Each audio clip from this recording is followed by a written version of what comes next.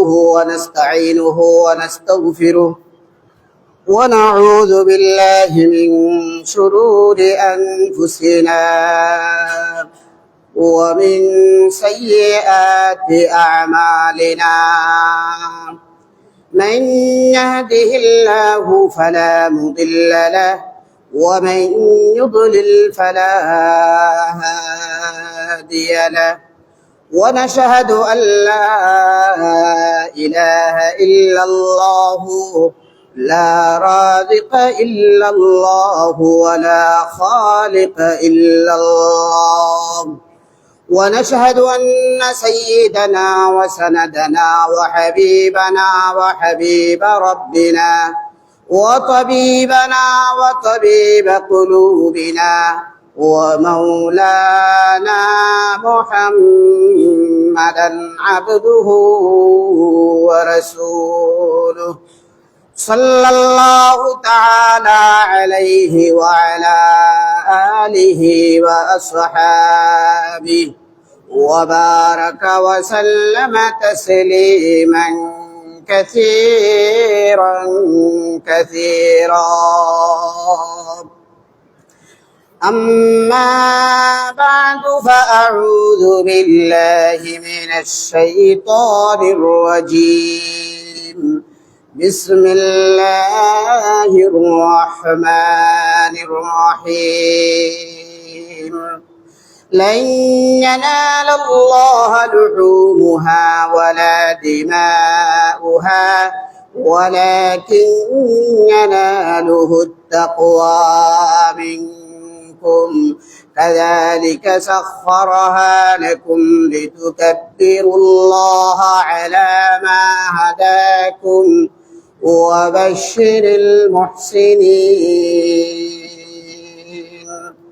وقال الله تعالى في آية أخرى قل إن صلاتي ونسكي ومحياي ومماتي لله رب العالمين بارك الله لنا ولكم في القرآن العظيم ونفعني وإياكم بالآيات والذكر الحكيم وعن زيد بن أرقم رضي الله تعالى عنه قال قال أصحاب رسول الله صلى الله عليه وسلم ما هذه الأضاحي يا رسول الله قال سنة أبيكم إبراهيم قالوا فما لنا فيها يا رسول الله قال بكل شعرة حسنة قالوا فالصوف يا رسول الله قال بكل شعرة من الصوف حسنة أو كما قال عليه الصلاة والسلام اللهم صل على محمد وعلى آل محمد كما صليت على إبراهيم وعلى آل إبراهيم إنك حميد مجيد اللهم بارك على محمد وعلى آل محمد كما باركت على إبراهيم وعلى آل إبراهيم إنك حميد مجيد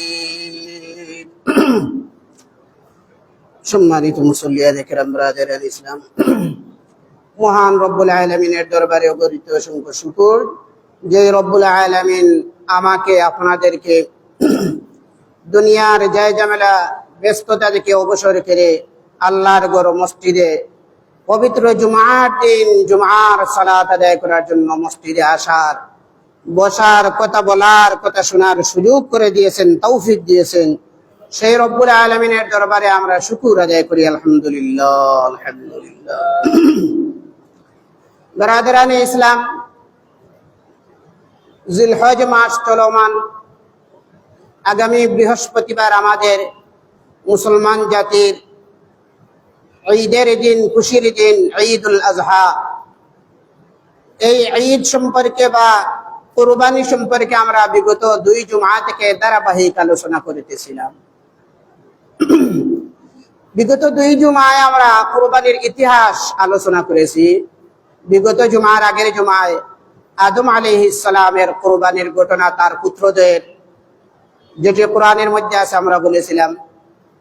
বিগত জুমায় আমরা বলেছি ইব্রাহিম আলাইহিস সালাম স্বপ্ন যুগে যে কুরবানি দেখেছিলেন তা বাস্তবায়ন কিভাবে করেছিলেন আমরা মোটামুটি তাও আলোচনা করেছি। এবং কথাটিও বলেছিলাম বিগত জুমায় যে আমরা যে কুরবানি করতেছি বর্তমানে, এই কুরবানি এই পদ্ধতিতে ইব্রাহিম নবীর যুগ থেকে শুরু হয়েছে। আমরা কোরআন এবং হাদিসের আলোকে এই কথাটি বলেছি যে প্রত্যেক নবী রাসূলের যুগে কুরবানির বিধান ছিল। আদম আলাইহিস সালাম থেকে নিয়ে আমাদের নবী, শেষ নবী পর্যন্ত প্রত্যেক নবী রাসূলগণের উম্মতদের জন্য কুরবানির বিধান ছিল, যেটি কোরআনে কারীমের এক আয়াত দ্বারা জানা যায়, বোঝা যায়।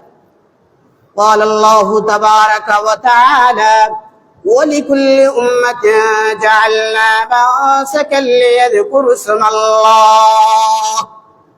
আল্লাহ বলতেছেন প্রত্যেক উম্মতদের জন্য, প্রত্যেক জাতির জন্য আমি কুরবানির বিধান চালু রেখেছি। হ্যাঁ, সিস্টেম ভিন্ন। কিভাবে, কোন পদ্ধতিতে কুরবানি হয়েছে, এগুলো বিভিন্ন পদ্ধতিতে বিভিন্ন নবী রাসূলগণের উম্মতদের ক্ষেত্রে প্রযোজ্য ছিল। আমাদের নবীর উম্মতগণের ক্ষেত্রে যে কুরবানির বিধান হলো পশু জবাই করা।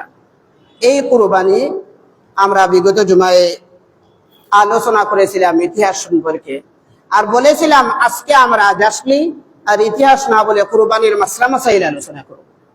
এই জন্য আজকে আর আমরা অন্য আলোচনায় না গিয়ে মূল আলোচনা আমরা আজকে এখান থেকেই শুরু, যে কুরবানি করার ফজিলত কি, না করলে তার গুনাহ কতটুকু হতে পারে, আর কুরবানি কাদের উপর ফরজ হবে, ওয়াজিব হবে, কাদের পক্ষ থেকে করতে হবে, কিভাবে আমরা করব, কোন পশু দ্বারা কুরবানি করব, এই সম্পর্কেই আমাদের আজকের আলোচনা।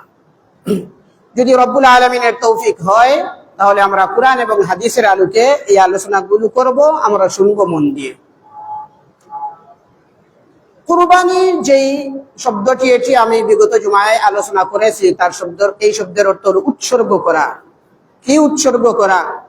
যে নিজের পছন্দনীয় পশুকে আল্লাহর রাস্তায়, আল্লাহর জন্য উৎসর্গ করা, এটি হলো কুরবানি।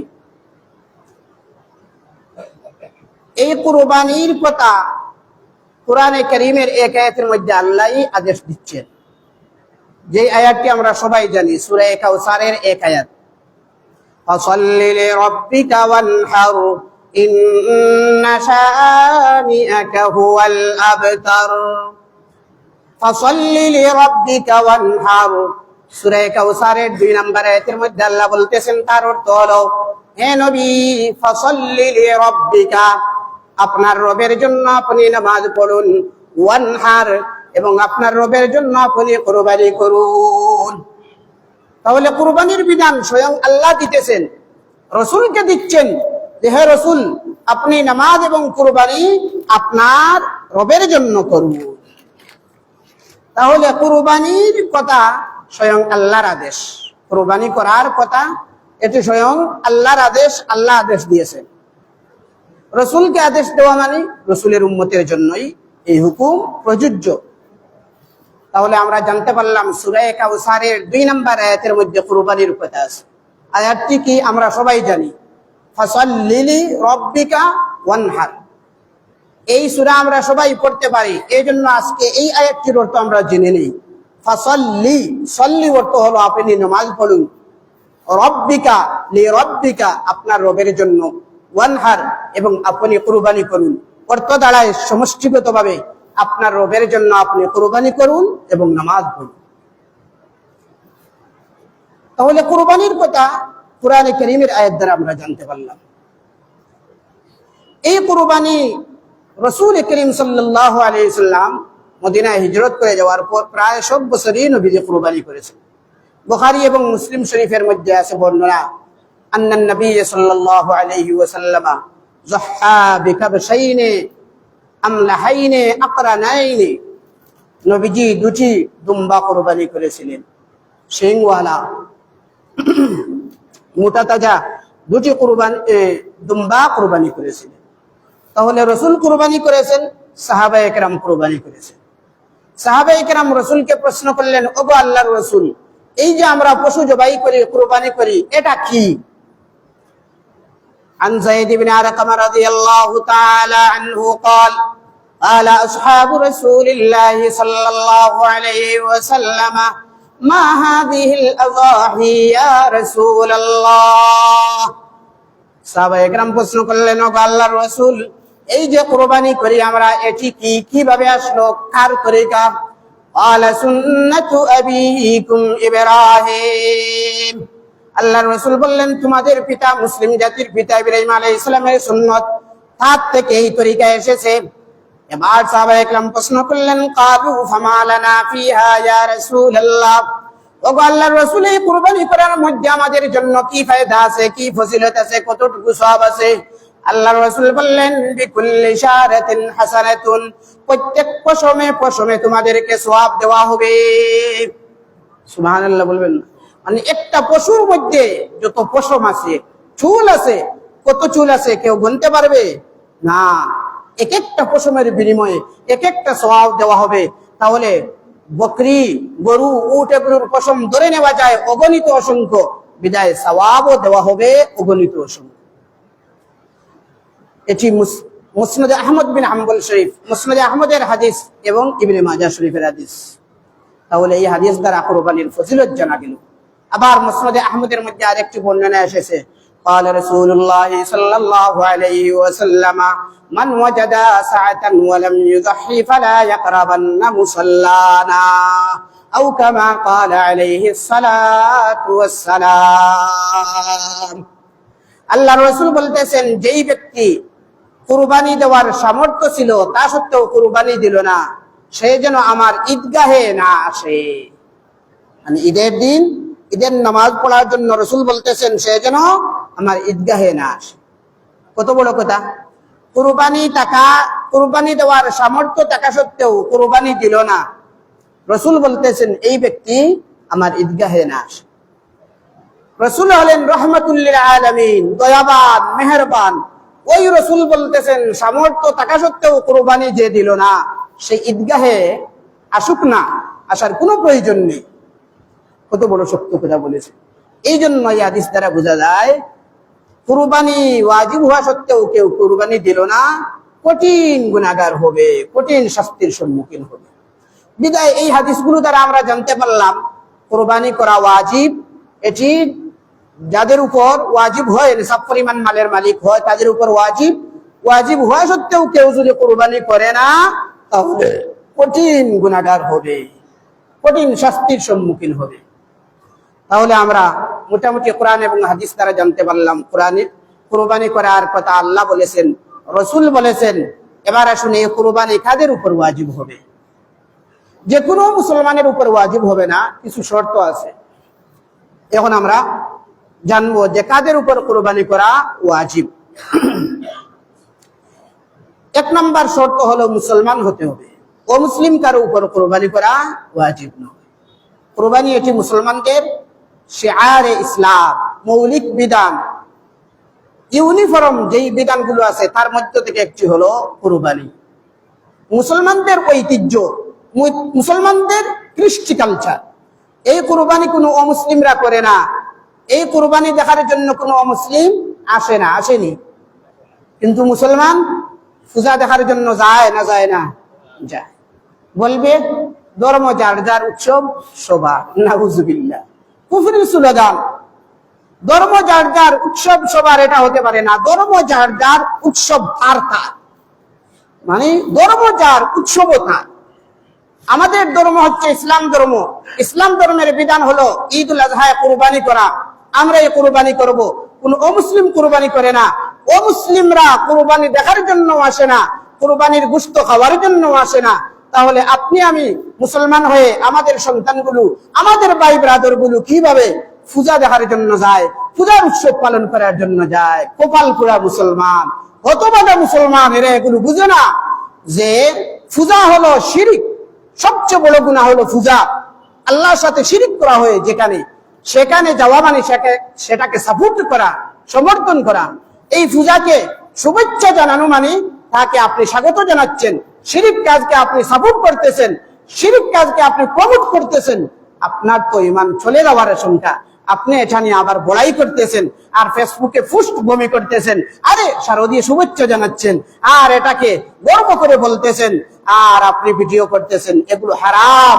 অনেক মুসলমান জানে না, আর কেউ জানেও বুঝেও তারপরেও সমাজের খাতিরে, ভোট পাওয়ার খাতিরে, তাদের সাপোর্ট পাওয়ার জন্য এগুলো করে ফেলে, অথচ এগুলো নাজায়েজ হারাম কাজ।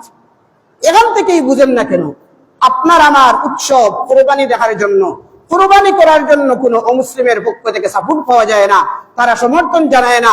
তারা কোনোদিন শুভেচ্ছা জানাইছে যে মুসলমানদের ঈদ উল আজহা উপলক্ষে মুসলমানদেরকে শুভেচ্ছা?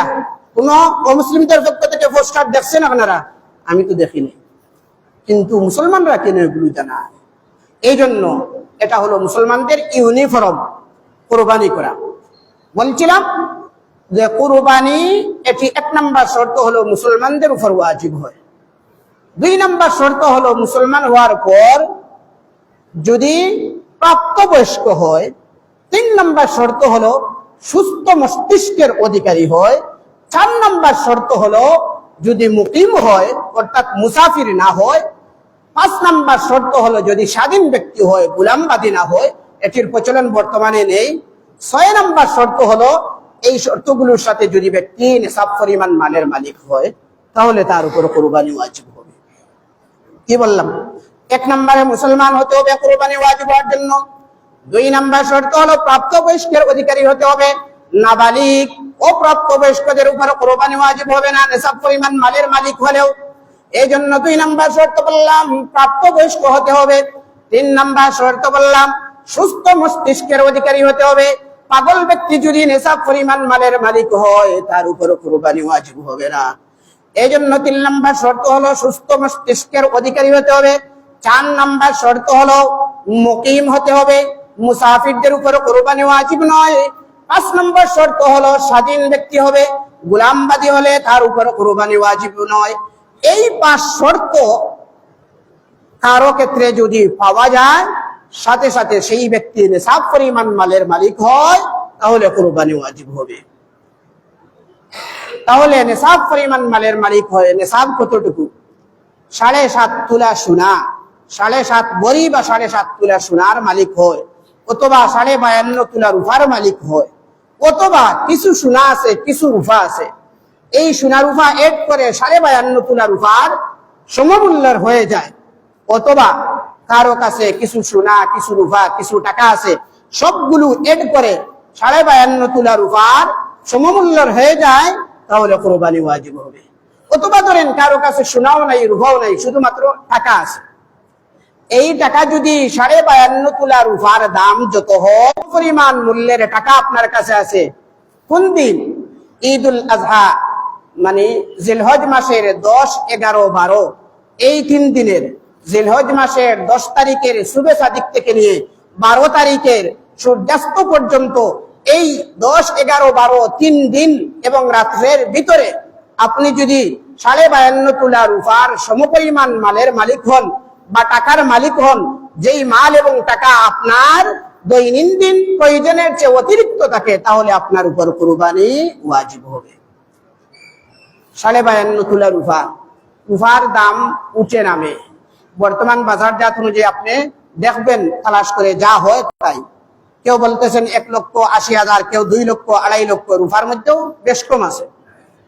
পুরান রূপা নতুন রূপার মধ্যেও দামের মধ্যে তারতম্য আছে।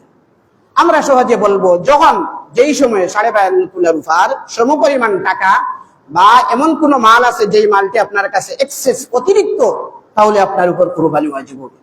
এই মালটা কখন থাকতে হবে? 3 দিনের ভিতরে।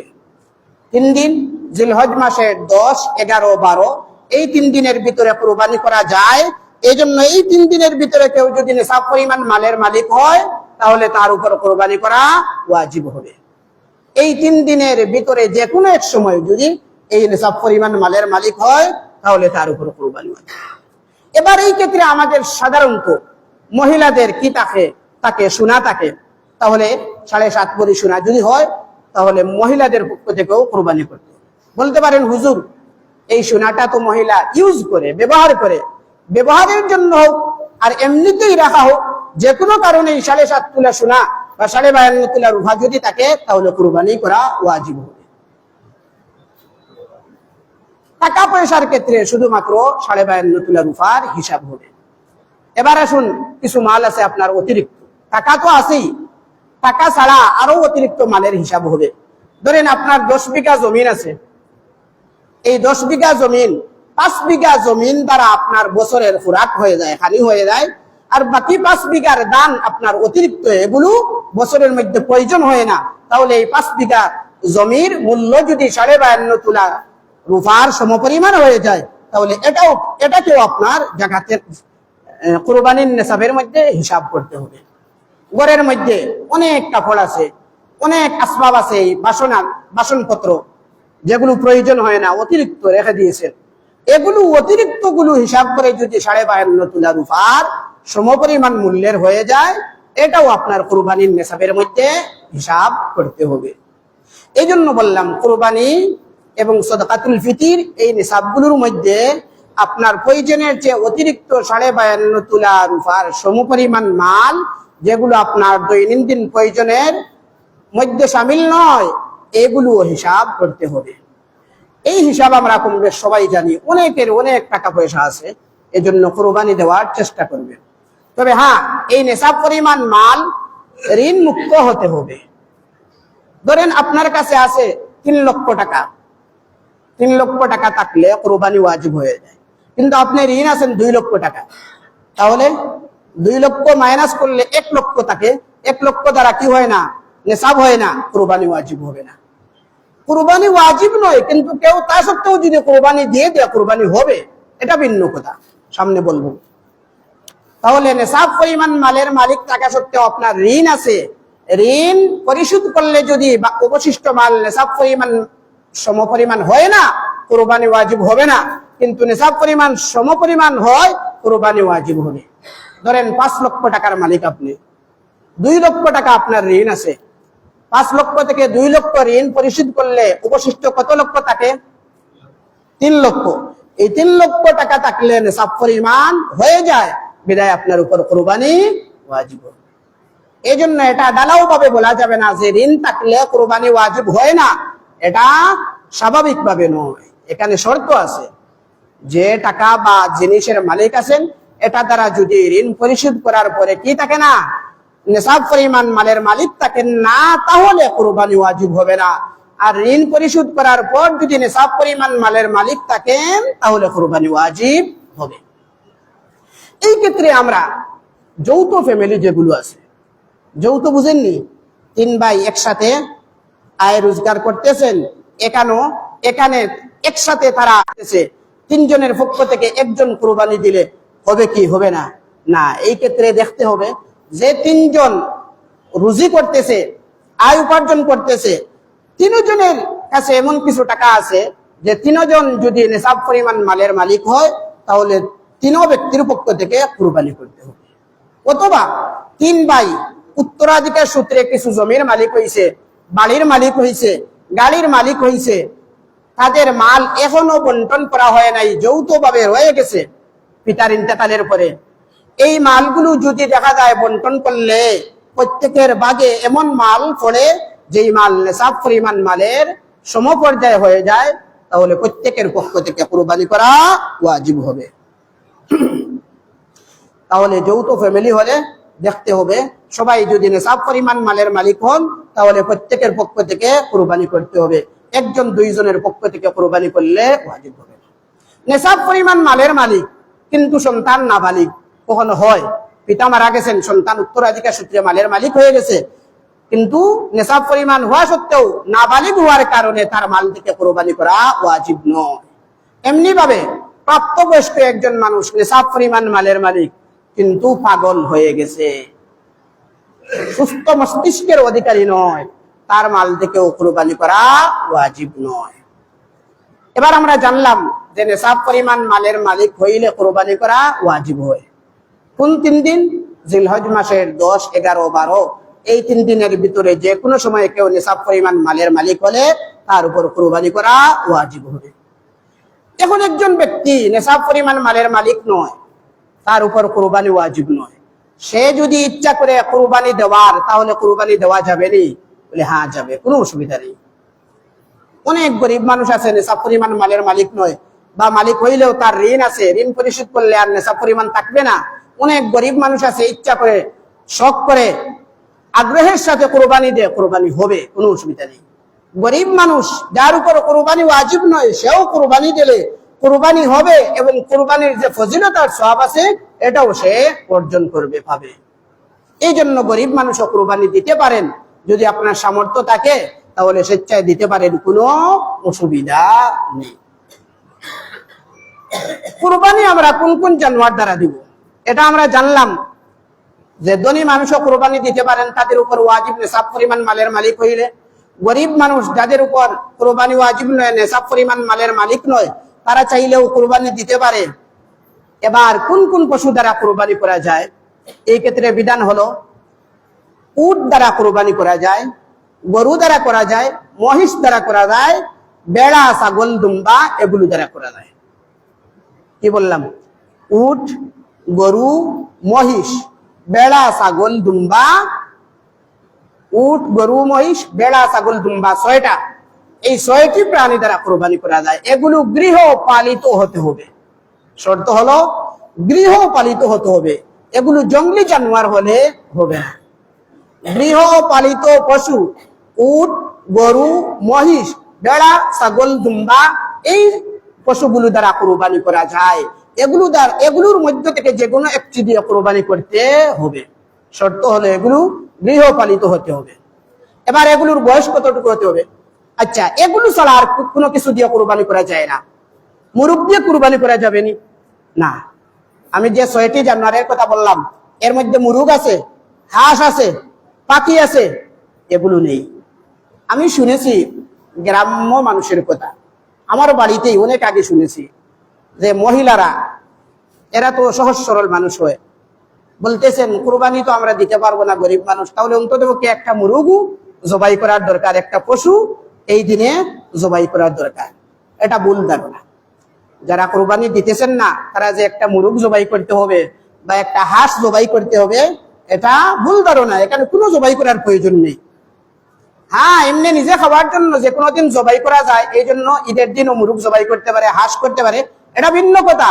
কিন্তু কোরবানি দিতে পারতেছি না, এই জন্য কোরবানির পরিবর্তে আমরা একটা হাঁস জবাই করব, মুরগ জবাই করতে হবে, এই ধারণা নিতান্তই ভুল। তাহলে বললাম 6টির যে কোনো একটি পশু দ্বারা কোরবানি করা যায়। 1 নম্বরে বলছিলাম উট। উটের বয়স হতে হবে 5 বছর, 5 বছরের কম বয়স হলে হবে না। গরু, মহিষ, তার বয়স হতে হবে 2 বছর বা তার চেয়ে বেশি। 2 বছরের একদিন কম হলেও এই ধরনের পশু দিয়ে কোরবানি হবে না। বেড়া, ছাগল, দুম্বা এগুলোর বয়স হতে হবে 1 বছর, 1 বছরের কম হলে কোরবানি হবে না। অবশ্য বেড়ার কথা আছে কিতাবের মধ্যে, যদি 6 মাসের বেড়া দেখতে হৃষ্টপুষ্ট হয়, 1 বছরের ছাগলের মতো মোটা মনে হয়, তাহলে তা দ্বারা কোরবানি করা যাবে, একটা কথা আছে কিতাবের মধ্যে। সহজ হিসাব হলো, উটের বয়স হতে হবে 5 বছর বা তার চেয়ে বেশি, গরু আর মহিষের বয়স হতে হবে 2 বছর বা তার চেয়ে বেশি, ছাগল, বেড়া, দুম্বা এগুলোর বয়স হতে হবে 1 বছর বা তার চেয়ে বেশি। এবার এই ক্ষেত্রে মানুষে যাচাই বাছাই করেন বয়স কিভাবে, যে গরু বা মহিষ বা ছাগলের দাঁত উঠছে কিনা, এর দ্বারা বয়স চিহ্নিত করেন কিনা? দাঁত দ্বারা বয়স চিহ্নিত করেন। হ্যাঁ, এটা করতে পারেন, তবে দাঁত উঠা জরুরি নয়। অনেক ছাগল আছে বয়স 1 বছর হয়ে গেছে, দাঁত উঠে নাই, তা দ্বারা কোরবানি হবে বয়স যদি 1 বছর হয়ে যায়। গরু, মহিষ 2 বছর হয়ে গেছে, দাঁত উঠে নাই, উট 5 বছর হয়ে গেছে, দাঁত উঠে নাই, কোরবানি হবে। তবে নির্ভরযোগ্য ব্যক্তি বলতে হবে যে হ্যাঁ, দাঁত উঠে নাই, তবে আমার এই ছাগলটার বয়স 1 বছর হয়ে গেছে, আমার এই গরু মহিষের বয়স 2 বছর হয়ে গেছে, আমার এই উটের বয়স 5 বছর হয়ে গেছে, নির্ভরযোগ্য ব্যক্তি বলতে হবে। এই জন্য মালিকের কথা এখানে বিশ্বাস করা যায়, তাকে আপনি একটু শক্ত করে বলবেন যে আপনি দৃঢ় করে বলেন, আল্লাহকে হাজির নাজির করে বলেন, দাঁত তো এখনো গজাইছে না, উঠছে না, কিন্তু এটার বয়স 1 বছর হয়ে গেছে, ছাগলের, গরু বা মহিষের 2 বছর হয়ে গেছে, আল্লাহকে হাজির নাজির করে আপনি সঠিক কথা বলেন, আপনার উপর বিশ্বাস করে এই পশু দ্বারা আমি কুরবানি করব। এক্ষেত্রে মালিকের কথা বিশ্বাস করা যায়, যেহেতু মালিক মুসলমান। তাহলে আমরা পশু কোন কোন পশু দ্বারা কোরবানি করা যায় জানলাম। প্রথমে জানলাম কাদের উপর কোরবানি ওয়াজিব, 2 নম্বরে জানলাম কোন কোন পশু দ্বারা কোরবানি করা যায়, 3 নম্বরে আমরা জানলাম কোন পশুর বয়স কত হতে হবে, 4 নম্বরে একটা পশুর মধ্যে কয়জন শরীক হতে পারেন। উট, তার মধ্যে সর্বোচ্চ 7 জন মানুষ শরীক হতে পারেন। গরু বা মহিষ, তার মধ্যেও সর্বোচ্চ 7 জন শরীক হতে পারেন। ছাগল, বেড়া, দুম্বা, এগুলোর মধ্যে শরীকানা চলে না। একটা ছাগল একজনের পক্ষ থেকে দিতে হয়, একটা বেড়া একজনের পক্ষ থেকে দিতে হয়, একটা দুম্বা একজনের পক্ষ থেকে দিতে হয়। বেড়া, ছাগল, দুম্বা এগুলো একটা ছাগলের মধ্যে 2 জন শরীক হয়ে দিলে কারো কোরবানি হবে না। এমনি ভাবে বেড়া, দুম্বা এগুলোর মধ্যে কেউ যদি শরীক হয়ে কোরবানি করে কারো কোরবানি হবে না। তবে গরু, মহিষ আর উট এই 3টার মধ্যে শরীক হওয়া যায়। সর্বোচ্চ 7 জন, আর সর্বনিম্ন কোনো হিসাব নেই। একজন বলতেছেন আমি একটা উট একাই কোরবানি দিব, কোনো অসুবিধা নেই। 2 জন বলতেছেন আমরা 2 জনে উট দিব বা গরু দিব, মহিষ দিব, কোনো অসুবিধা নেই। 3 জন, 4 জন, 5 জন, 6 জন, 7 জন, মানে সর্বোচ্চ 7 পর্যন্ত অংশীদার হতে পারবে, 7-এর উপরে আর হবে না। ধরেন 8 জন মিলে একটা উট ক্রয় করে কোরবানি দিতেছেন, তাহলে এখানে অংশ কয়টা হবে? 8টা, কারো কোরবানি হবে না। মানে এখানে শর্ত হলো যে উট, গরু, মহিষ এগুলোর মধ্যে একজনের ভাগে সর্বনিম্ন একটা অংশ হতে হবে, 7 ভাগের 1 অংশ হতে হবে। 8 জন, 9 জন হইলে সর্বনিম্ন 1 ভাগ হয় না 7 ভাগের, 8 ভাগের 1 ভাগ হয়ে যায়। 8 জন হইলে 9 জন হলে 9 ভাগের 1 ভাগ হয়ে যায়। এই জন্য কারো কুরবানি হবে না। বিদায় কুরবানির জন্য শর্ত হলো সর্বোচ্চ 7 জন শরীক হওয়া যাবে, সর্বনিম্ন কোনো হিসাব নেই। এই ক্ষেত্রে অনেকে বলেন, মাসলাও জিজ্ঞাসা করেন, হুজুর আমরা তো 6 জনে মিলে একটা গরু জবাই করবো, কুরবানি দেবো, ঠিক আছে? হ্যাঁ, 7 নাম দিতে হবে এমন কোনো কথা নয়। একটা গরু, মহিষ বা উটের মধ্যে 7 নাম দেওয়া জরুরি এটা কোনো কথা নয়। 1 নাম দিয়েও কোরবানি করতে পারেন, 5 নাম দিয়েও করতে পারেন, 7 নাম দিয়েও করতে পারেন। এটা অপশন রাখা হয়েছে, সর্বোচ্চ 7 নাম হতে পারে, এর চেয়ে বেশি জায়েজ নয়। এবার শরীকানা যে কোরবানিগুলো আমরা করি, এই ক্ষেত্রে আমরা খুবই খেয়াল রাখবো। 7 জন শরীক হয়ে একটা গরু কোরবানি দিতেছেন, 6 জনের উদ্দেশ্য ভালো, যে আমার উপর কোরবানি ওয়াজিব হয়েছে, আল্লাহ সন্তুষ্টির জন্য কোরবানি দিতেছি। আর একজনে বলতেছি আরে কোরবানি দেই না, না দিলে মাংস তো পাবো না, গোশত খাবো কোথায় থেকে? কোরবানি 1 নাম দিলে তো গোশত পাবো, এই নিয়তে কোরবানি দিতেছে, তাহলে তার কোরবানি হবে না। বাকি 6 জনের নিয়ত শুদ্ধ থাকা সত্ত্বেও এই 6 জনেরও কোরবানি হবে না। এক কথায় 7 ব্যক্তির কোরবানি নষ্ট হয়ে যাবে। এই জন্য শরীক অংশীদার যাদেরকে নিবেন তাদের মধ্যে কতটুকু তাকওয়া পরহেজগারি আছে, এই ক্ষেত্রে বিষয়টা ভালো করে খেয়াল রাখবেন। সময় চলে যাচ্ছে, আর অনেক মাসলা বলার প্রয়োজন ছিল। এবার ধরুন কোন মানুষের উপর কোরবানি ওয়াজিব হয়ে গেছে, কিন্তু কোরবানি করতে পারতেছে না। এমন হয় কখনো, বিগত 2-3 বছর আগে এমন বন্যা হয়েছিল সিলেটের মধ্যে, কোরবানির দিনে অনেক মানুষ কোরবানি করতে পারছে না। এই মাসলাটাও জানার দরকার যে হুজুর আমার উপর কোরবানি ওয়াজিব ছিল, আমি তো কোরবানি করতে পারি নাই, কোনো উজর বশত, চাই বন্যা হোক বা এমনিতেই নিজের কোনো পেরেশানি মুসিবতের মধ্যে ছিলাম, আমার বাচ্চা, আমার বিবি হাসপাতালে ছিলেন, কোরবানির দিনের মধ্যে আমি কোরবানির পশু কিনবো, ক্রয় করবো আর জবাই করবো, এই সময় আমার ছিল না, আমার এখন কি করতে হবে, তার করণীয় কি? এই ক্ষেত্রে মাসলা হলো, যাদের উপর কোরবানি ওয়াজিব ছিল উনি যদি এই 3 দিনের ভিতরে জিলহজ মাসের 10, 11, 12 এই 3 দিন কোরবানি করা যায়, এই 3 দিনের কোনো দিনে কোরবানি করে না, তাহলে এই ক্ষেত্রে দেখতে হবে এই ব্যক্তি কোরবানির পশু আগে ক্রয় করছে বা করছে না। যদি আগে কোরবানির পশু ক্রয় করে থাকেন, তাহলে পরবর্তীতে বিধান হইল এই পশুকে জীবিত অবস্থায় কোনো গরিবকে সদকা করে দেওয়া। জীবিত অবস্থায়, কুরবানির দিন চলে গেলে আর জবাই না করা, জীবিত অবস্থায় কোনো গরিবকে সদকা করে দেওয়া। আর যদি উনি আগে কুরবানির পশু ক্রয় না করে থাকেন, তাহলে এই ক্ষেত্রে বিধান হলে একটা পশুর মূল্য কোনো গরিবকে সদকা করে দেওয়া। কোন পশুর দিবেন? সর্বনিম্ন একটা বকরি ছাগলের দাম যত হয় তা দিলেই হবে। আর সর্বোচ্চ দেন, উটের মূল্য দেন, একটা গরুর মূল্য দেন, একটা মহিষের মূল্য দেন। আপনার দন অনুযায়ী আপনি বিবেচনা করে একটা পশুর মূল্য একজন গরিবকে সদকা করে দেওয়া, এটাই হলো বিধান, যদি কুরবানির সময়ের ভিতরে কেউ কুরবানি করতে না পারে। কুরবানি পশুর মধ্যেও পুরুষ আছে, মহিলা আছে না? পশুর মধ্যেও স্ত্রীলিঙ্গ পুরুষ লিঙ্গ আছে, যে কোনো লিঙ্গ দিয়ে কুরবানি করা যায়। এই হিসাবে ছাগলের মধ্যে ফাটা একটা আছে, ফাটা দিয়ে কুরবানি করা যাবে কিনা আর একটা মশলা জানুন। পাটা দিয়ে কুরবানি করা জায়েজ আছে, কোনো অসুবিধা নেই। তবে পাটা দিয়ে না করা উত্তম, কিতাবের মধ্যে আছে। পাটা দিয়ে কুরবানি করা অনুত্তম। কেন অনুত্তম? যে পাটা দিয়ে কুরবানি করলে অনেকে পাটার গোশত খেতে চায় না, একটু নফরত লাগে আর কি, কেমন কেমন লাগে। এই হিসাবে না করাই উত্তম। তবে কেউ যদি পাটা দিয়ে কুরবানি করে, জায়েজ আছে, কুরবানি আদায় হবে, পাটার গোশত খাওয়া জায়েজ। তবে পাটা বলি দিবেন না, পাটা বলি দেওয়া হারাম, এটা মুসলিমদের কাজ। আমরা যেই পদ্ধতিতে সুন্নাহ অনুযায়ী জবাই করে থাকি, এই নিয়মে যদি কেউ পাটা জবাই করে, এটা দিয়ে কুরবানি আদায় হবে, এর গোশত খাওয়াও বৈধ, কোনো অসুবিধা নেই। কুরবানির গোশত আপনি কি করবেন? কুরবানি দিলেন আর গোশত যা আছে সব নিয়ে আপনি ফ্রিজে ভরে রাখবেন, যাতে এক কুরবানির ঈদ থেকে আরেক কুরবানির ঈদ পর্যন্ত এই গোশত দিয়েই চলা যায়। এটাই নাকি নিয়ম? আমরা এই ক্ষেত্রে ভুল ধারণ, এটা কি? কুরবানির লক্ষ্য উদ্দেশ্য কি আপনি আমি জানেন না? আল্লাহর পক্ষ থেকে এই দিন ঈদুল আজহার দিন রোজা রাখা হারাম। আর এই পশুগুলো জবাই করার কথা কেন আসলো? এই দিন আল্লাহর পক্ষ থেকে স্পেশাল ভাবে ধনী গরিব সব মানুষদেরকে আল্লাহর পক্ষ থেকে মেহমান হিসাবে দাওয়াতের আয়োজন করা হয়েছে, যে এই দিন পশু জবাই করা হবে, সব মানুষকে এই পশুর গোশত দ্বারা খাওয়ানো হবে, তাদের মেহমানদারির ব্যবস্থা করা হয়েছে। এই জন্য কুরবানির গোশত ধনী মানুষও খাওয়া যায়, গরিব মানুষও খাওয়া যায়, বড় লোক খাওয়াও যায়, ছোট লোকেও খাওয়া যায়, সবাই খাওয়া কি আছে, জায়েজ আছে। কিন্তু আপনি আমি এই মেহমানদারি করি না, নিজে এগুলো ফ্রিজে রেখে দিলেন, তাহলে লক্ষ্য উদ্দেশ্য কি আপনি আমি দেখেন না?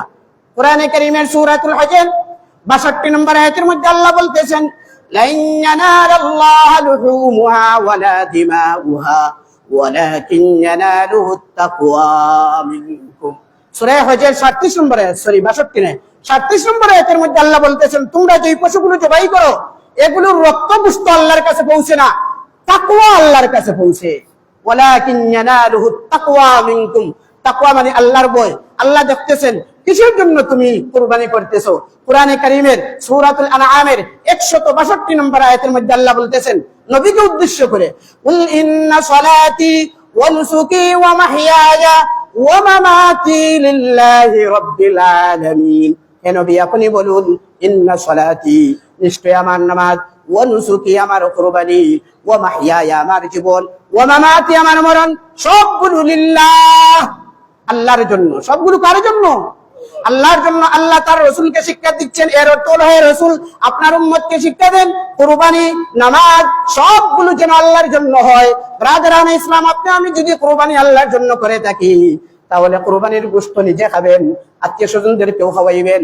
কত দরিদ্র গরিব মানুষ আছে সারা বছর গোশত, গরুর গোশত ক্রয় করার সামর্থ্য হয় না, ওই মানুষগুলোকে আপনি কুরবানি দিতেছেন, আপনার এই অংশ থেকে পশু গোশত থেকে তাদেরকেও খাওয়ার ব্যবস্থা করবেন, তাদেরকে গোশত দেওয়ার চিন্তা দ্বারা করবেন, নিজে খাবেন, কোনো অসুবিধা নেই।